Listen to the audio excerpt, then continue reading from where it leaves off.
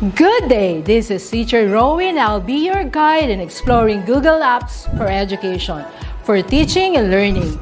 In Google for Education, teachers can connect and collaborate easily while staying on task. It gives teachers the freedom to spend more time personalizing the learning experience and less time managing it. Students can learn essential skills such as 21st century problem solving, which they can use it in their future careers. As such, the accessibility features will also help and assist every learner to do their best work.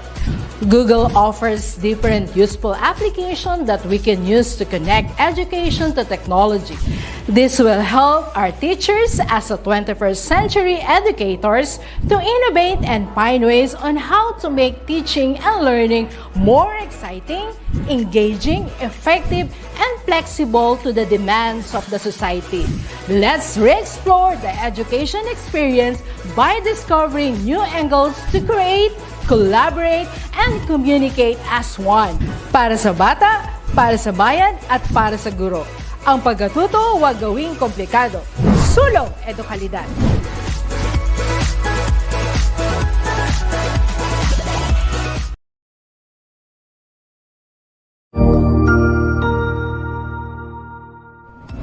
Magandang araw, Sir Wilbur po, at your service. Narito ang ETUlay upang gabayan ka sa inyong pag-aaral upang lubos na maunawaan ang iba't ibang paksa o subject. Ang ETUlay ay isang free online tutorial class na pinangungunahan ng DepEd Educational Technology Unit sa pamumuno ni Undersecretary Elaine Del B. Pascua. Ang programang ito ay hindi lamang para sa mga bata, kundi ito rin ay magsisilbing gabay sa mga magulang at mga guro kung paano nila ituturo o gagabayan sa bawat asignatura ang kanilang mga anak o mga estudyante. Sa kasalukuyan, ang self-learning module mula sa rehiyon ng Calabarzon at kilala sa tawag na pivot ang ginagamit sa ating ETUlay online class. Kaya ano pang hinihintay ninyo? Ihanda na ang inyong mga ballpen o lapis, papel o kwaderno at samahan kaming itulay ang pagkatuto para sa bawat batang Pilipino. Sama-sama tayong magtutulungan para malampasan ang mga hamon sa panahong ito. Halina't matuto kasama ang inyong online tutor sa oras na ito.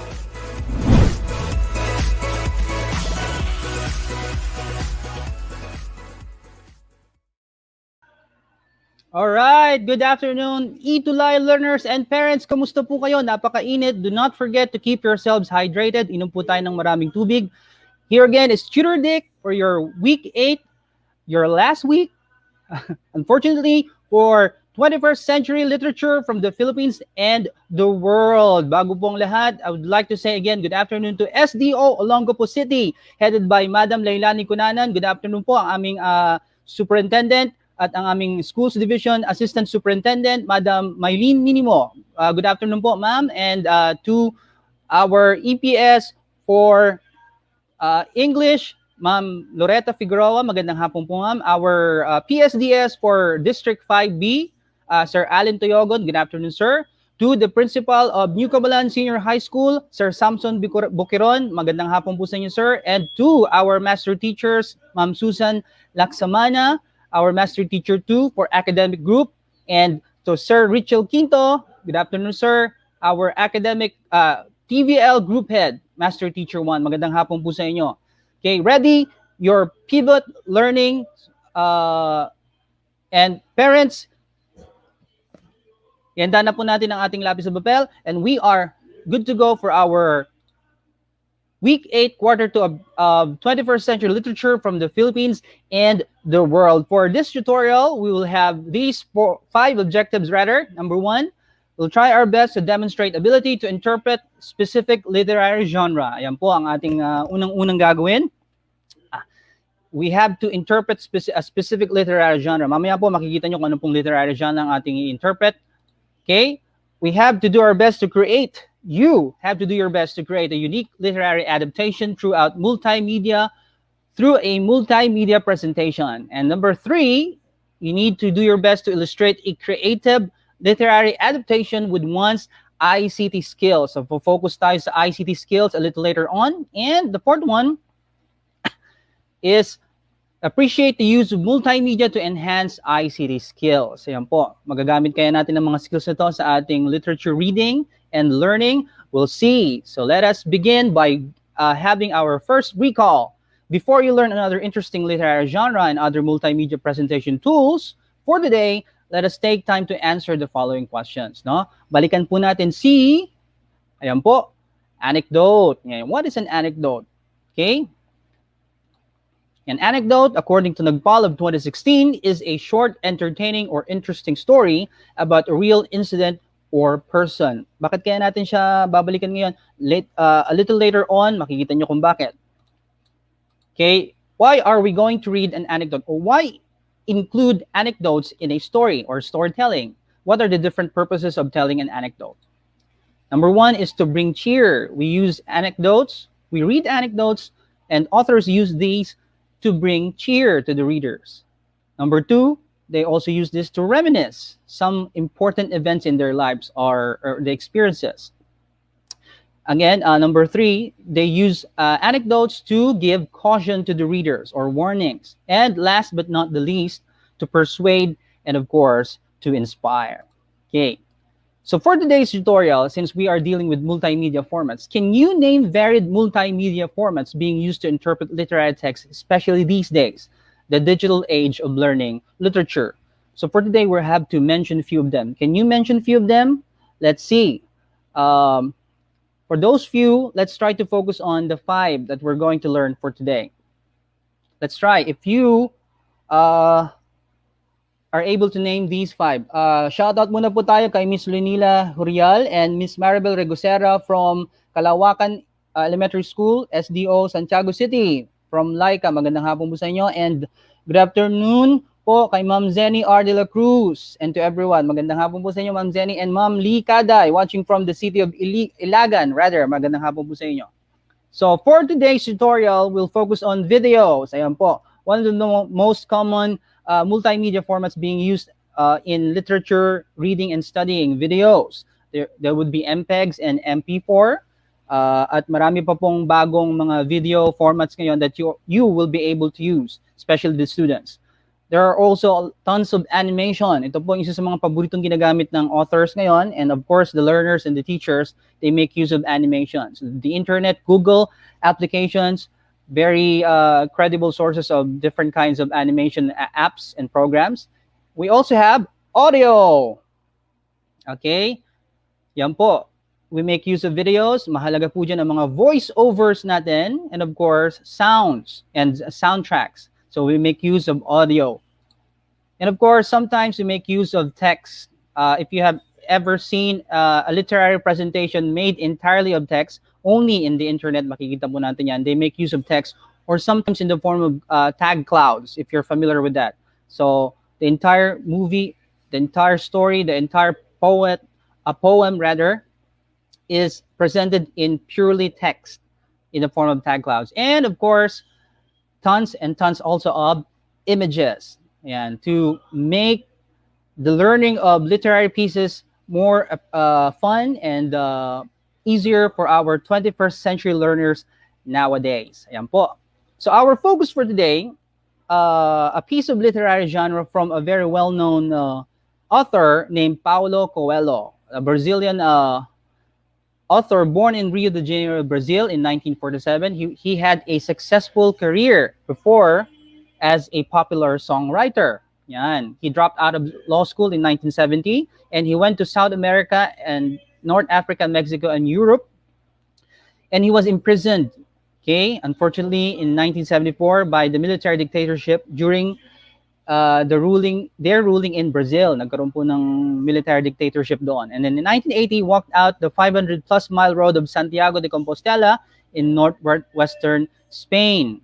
So maybe if you are familiar, most of you are familiar with this author, with his work. If you want to know more about Paulo Coelho, you can read A Warrior's Life, a biography of Paulo Coelho by Fernando Moraes. And he is very popular and known to us as the author of the very famous The Alchemist. Now, I love this. I hope you love this novel too. So we're going to focus on one of his anecdotal works or literary pieces. Now he has a some sort of short story which employs an anecdote, no, something that teaches us important values in life. Okay, the title of this work would be The Story of a Pencil. This is not mine. This is from the presentation I'm telling is from Mr. Rahiman. I borrowed this from him. So let's have a short uh, okay, let's have a short presentation of The Story of a Pencil. Let's read. You read along with me. A boy was watching his grandmother write a letter. At one point, he asked, "Are you writing a story about what we've done? Is it a story about me?" He's asking his grandma. "I am writing about you, actually, but more important than the words is the pencil I'm using. Pencil. I hope you will be like this pencil when you grow up." Intrigued, the boy looked at the pencil. It didn't seem very special. It's just pencil, but it's just like any other pencil I've ever seen, he said. "That depends on how you look at things," his grandmother said. "It has 5 qualities which if you manage to hang on to them, will make you a person who is always at peace with the world." There you go. First quality, you are capable of great things, but you must never forget that there is a hand guiding your steps. Again, first quality, you are capable of great things, just like you guys. But you must never forget that there is a hand guiding your steps. We call that hand God, and He always guides us according to His will. Remember the first quality. Second quality, now and then I have to stop writing and use a sharpener. That makes the pencil suffer a little, but afterwards, he's much sharper. So you, too, must learn to bear certain pains and sorrows because they will make you a better person. Remember the second quality. Now we have the third quality. The pencil always allows us to use an eraser to rub out any mistakes. This means that correcting something we did is not necessarily a bad thing. It helps to keep us on the road to justice. Okay, so learners, we commit mistakes, but we can always correct as long as we are alive our mistakes. Fourth quality, what really matters in a pencil is not its wooden exterior, but the graphite inside. So the grandmother is talking about the writing material of the pencil. So always pay attention to what is happening inside you. All right. Fifth and final quality, the pencil's fifth quality, it always leaves a mark. In just the same way, you should know that everything you do in life will leave a mark. Everything. So try to be conscious of that in your every action. Okay, every little action will always have their consequences. So that's the story of the pencil for you guys. But before we dig deeper to that, we use a multimedia format in reading the story of a pencil. That is specifically known as the PowerPoint media. No.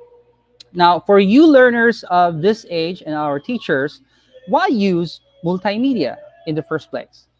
Number one, for us learners and teachers of today's generation, digital storytelling allows students to improve their knowledge about a specific subject. You agree with this? And increases skills, yun po, such as, very important, writing, researching, and reading. Yan po ang mga mahalagang skills na kailangan nating matutunan, and are being enhanced by digital storytelling and the use of multimedia. Second is, using multimedia improves the learner's overall academic performance. Very important po sa ating mga learners ngayon, especially this time of pandemic. In particular, multimedia in the classroom is used for, ito po, self-directed learning, or SDL. So the learners, especially the senior high school students, can become more independent in their learning with minimum or just a little bit of guidance from their teachers and of their parents. They can experience the self-directed learning.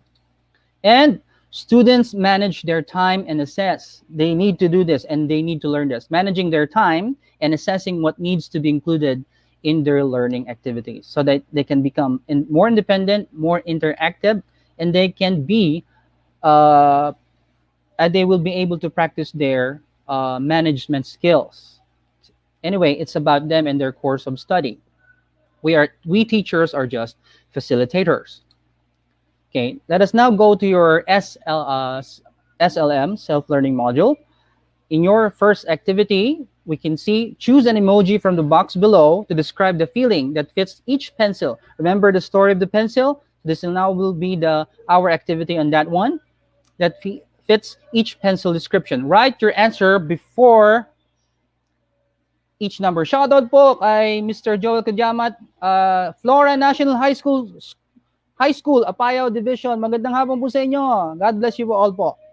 Ayan, let's try. But before we dig deeper to this activity, let us meet first the different emojis. Okay, emoji number 1 would be the proud emoji. Ayan, no? Very proud of his skills. Yan po. Remember this Mr. Confident guy, si Mr. Proud emoji. And then we have the determined and confident, the real determined confident emoji. Yan po. Very confident and he's very determined. Okay. We also have, unfortunately, we have the sad emoji. And most of our students nowadays makaka-relate kay sad emoji. Si hugot emoji. Ayan po. And then we also have, if we have the sad one, we also have one of my favorite emojis, contented and happy emoji. Yan. Take a good look at him. And then, hindi natin maiwasan to, we have the angry emoji. Yan po siya. And unfortunately again, mayroon po tayong madalas na pagkaalalahanan, worried emoji. Ayan, let's have the first description of a pencil and let's try our best. Ano kayang emoji ang ilalagay natin dito? Parents and learners, a sharp-edged pencil, yan po ang ating dinidescribe, in writing, signifies smart and a clever guy. What do you think would be the proper emoji for this one in your SLM? Sige po. Kung yung sagot nyo po ay si proud emoji. Kayang-kaya ko to. Smart and clever guy. I can do this. Yan po ang ating ilalagay doon. Next pencil that describes a characteristic. A broken pencil. Yan, sa mga broken dyan. It suggests a problem. Okay? Or suggests also something that is being heartbroken. Yan po. None other than, of course, we have si sad emoji. Yan. Ayaw na ayaw natin to, pero sometimes we are like this, no? Ano bang nagpapalungkot sa atin mostly? Mga kabataan ngayon. Pag-ibig?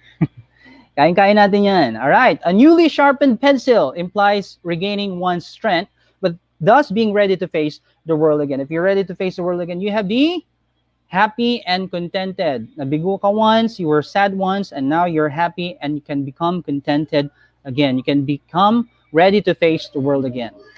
A bigger shaped pencil implies gaining body weight caused by stress. Ayan po, ang mga stress eaters dyan, and imbalanced diet.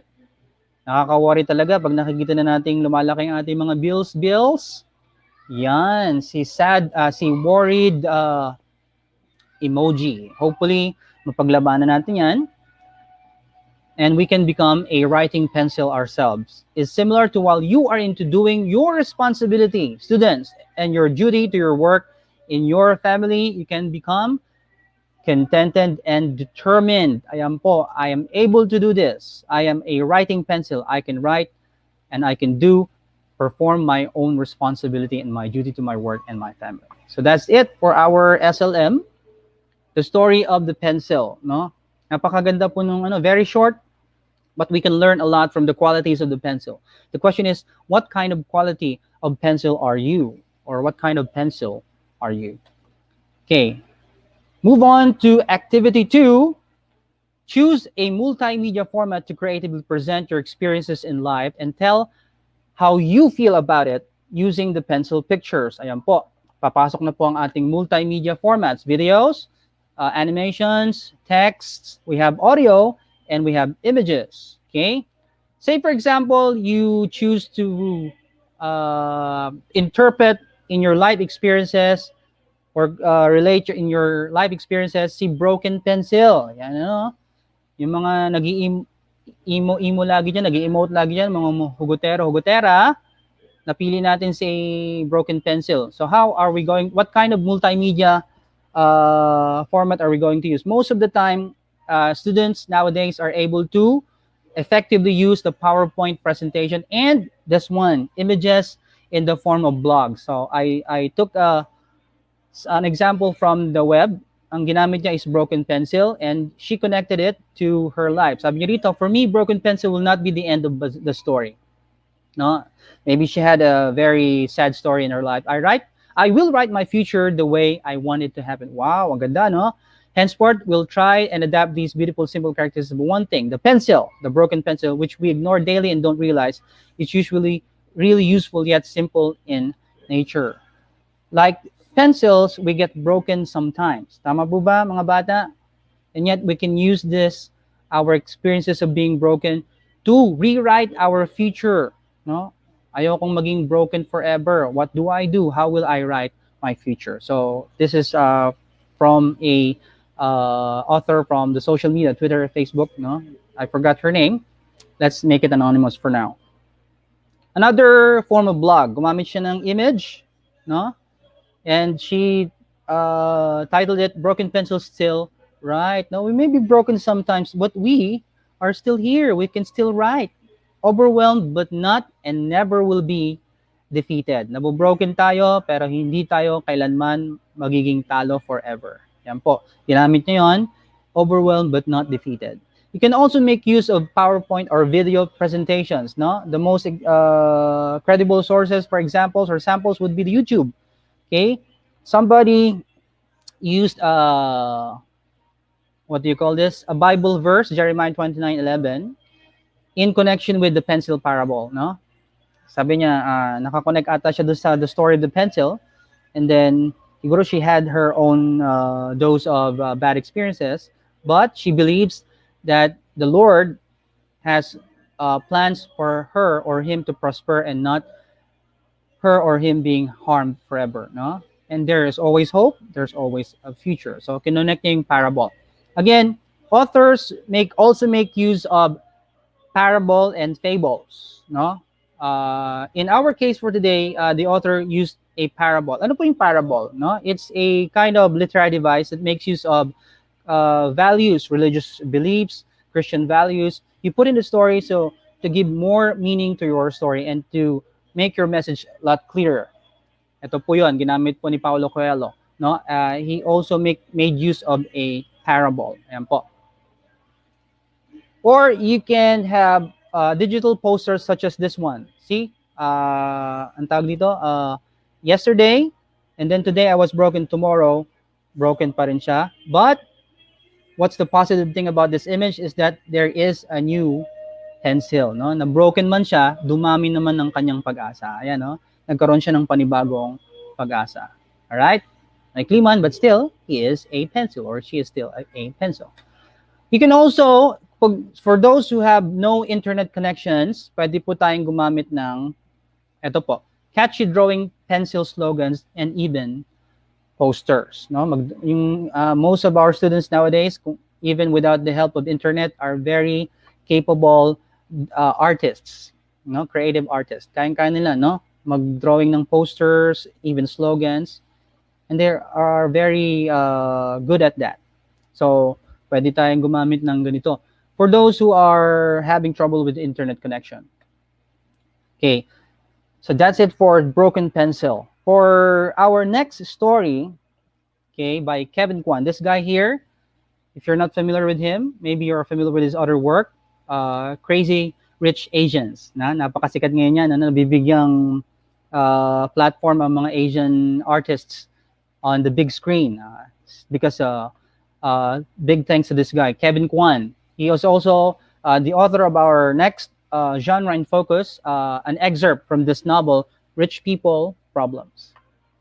No, most of us, we think that poor people only have problems, but rich people do have their own doses of problem. What do you think would be the problems of these crazy rich people, according to Kevin Kwan? Let's start, okay?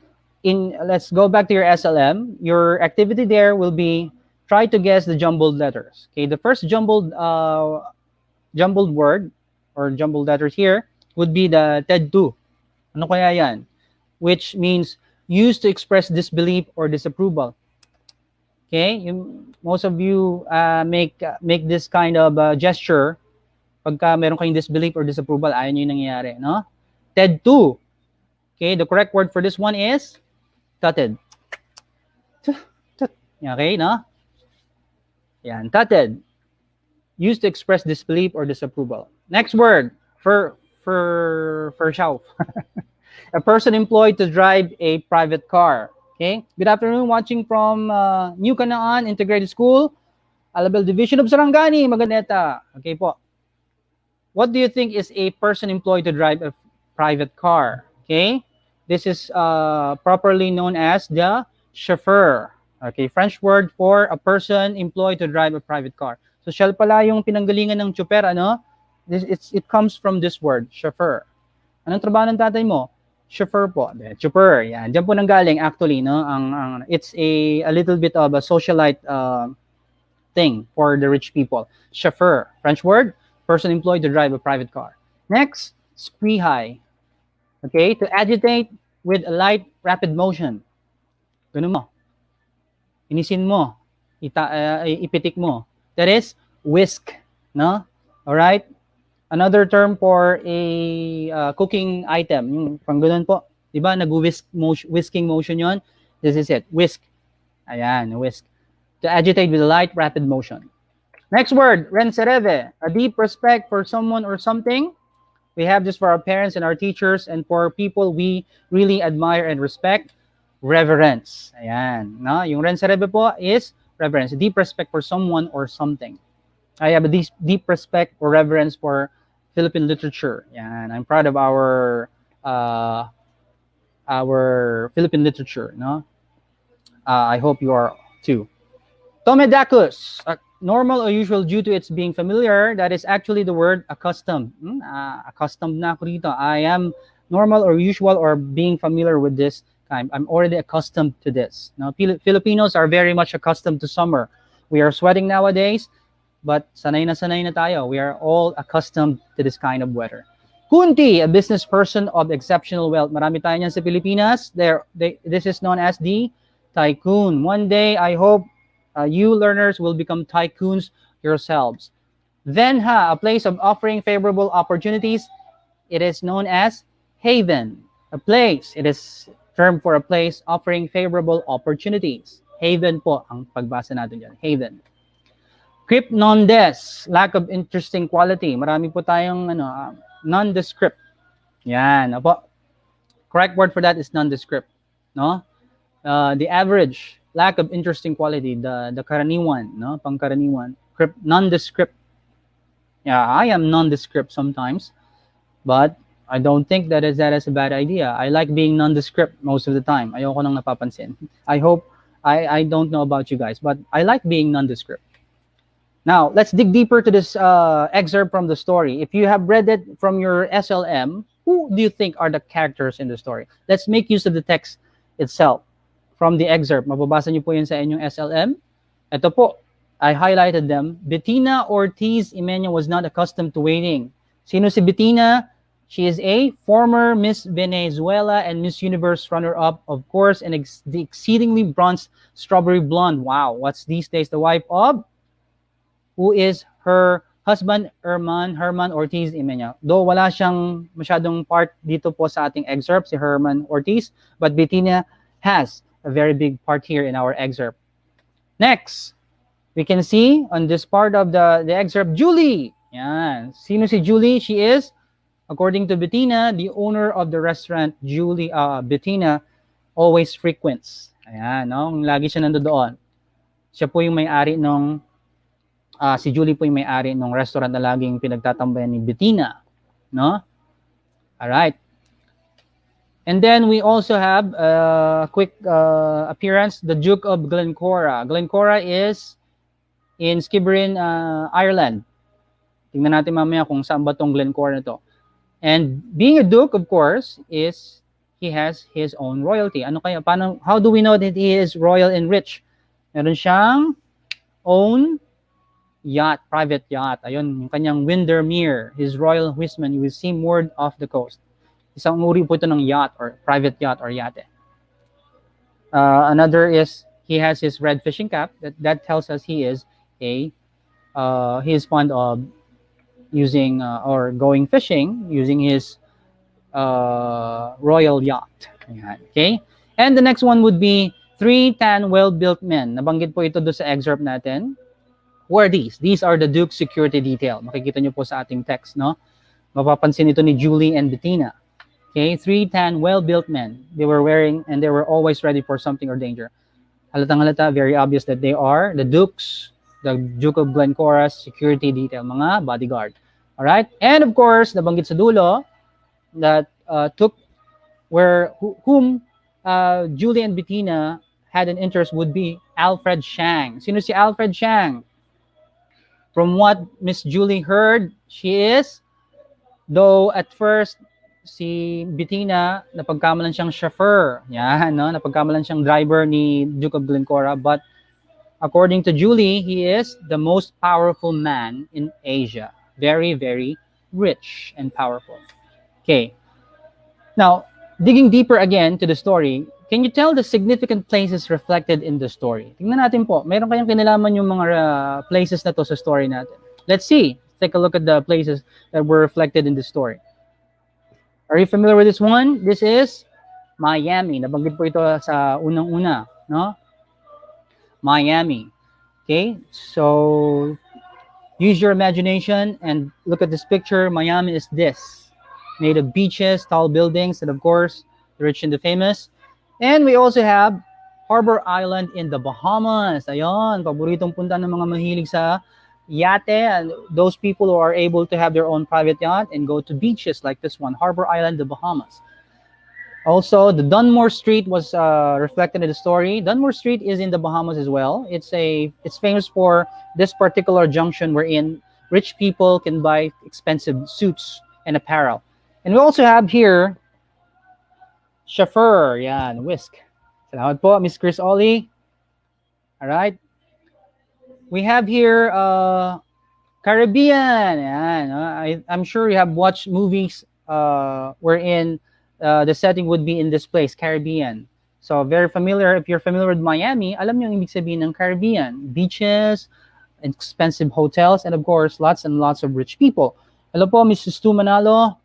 And of course, St. Bart's. This is also in the Caribbean. No? St. Bart's. Nabanggit po ito. Andun saan nakalagay yung restaurant ni Julie, if I'm not mistaken.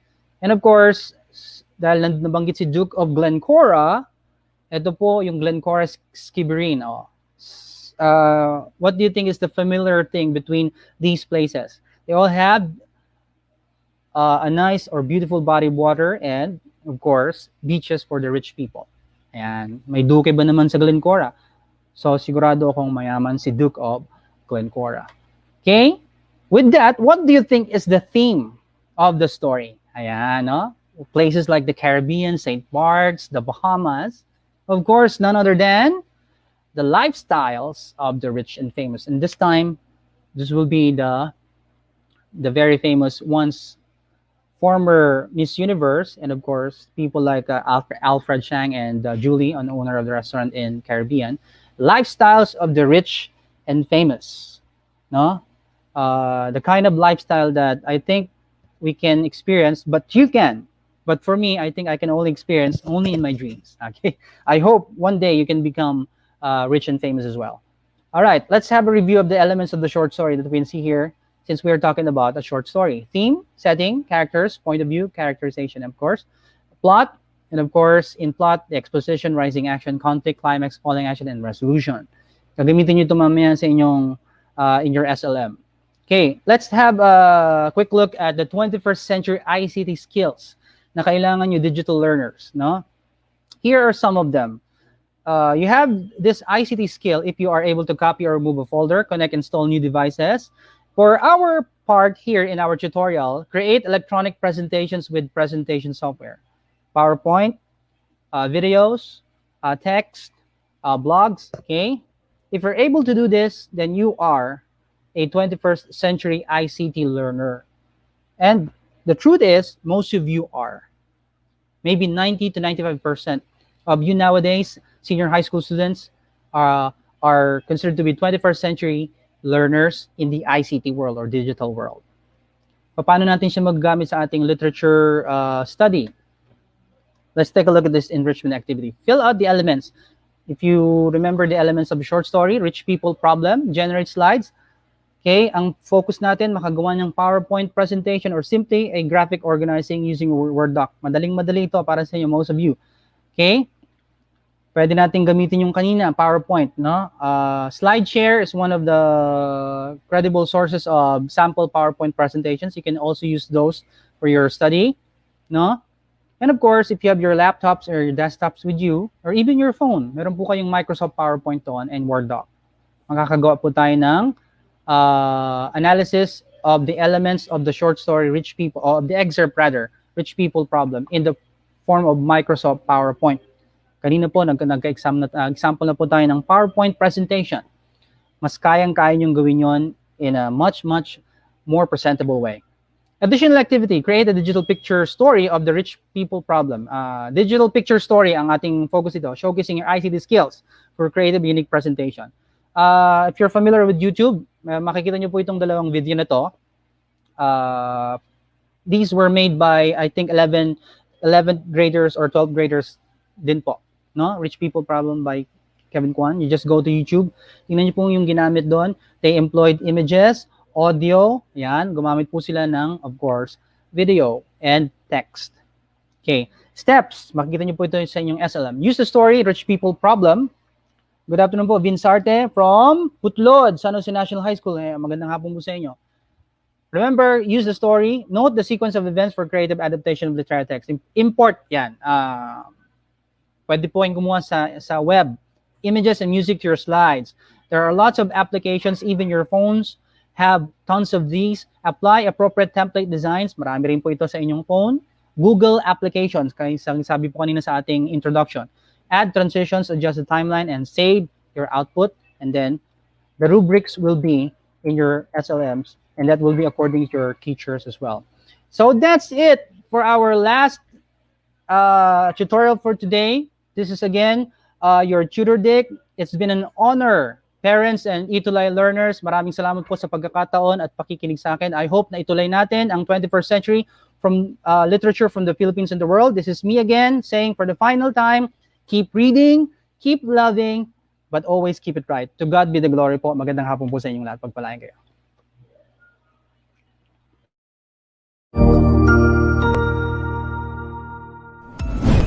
Sigurado ako na marami ka na namang natutuhan sa ating ETUlay tutorial session ngayong araw. Tandaan, ito ay hindi lamang para sa ating mga mag-aaral, kundi pati rin sa ating mga minamahal na guro at mga magulang na kaagapay natin para maituloy ang pagkatuto sa kabila ng nararanasang pandemya. Patuloy ding sumubaybay sa DepEd TV para sa mga araling ginawang video episodes.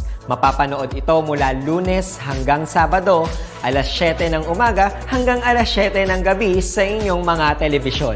Abangan bukas mula 1:00 ng tanghali ang iba pang aralin sa ating ETUlay free online tutorial session sa Filipino. I-like and subscribe at manatiling nakasubaybay sa ating ETUlay tutorial session sa DepEd Edtech Unit FB page at Educational Technology Unit channel sa YouTube at sa DepEd Tayo at DepEd Philippines social media accounts. Paalam!